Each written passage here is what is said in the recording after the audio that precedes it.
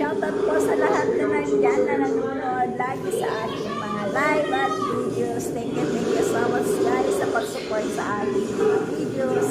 Ayan, ilang tulog na lang po. Ayan, magbabagong taon na, year-end na. So, bagong taon, bagong buhay. Sabi nga nila, ayan, damihan daw natin yung ilagay na bilog-bilog o prutas na ilagay dyan sa hapag ng misa. So, hindi ako naniniwala sa mga ganyan kasi nga nasa iyo ang pagbabago, wala sa mga bilog-bilog. So, kung wala kang babaguhin this year, so walang mababago sa iyo next year.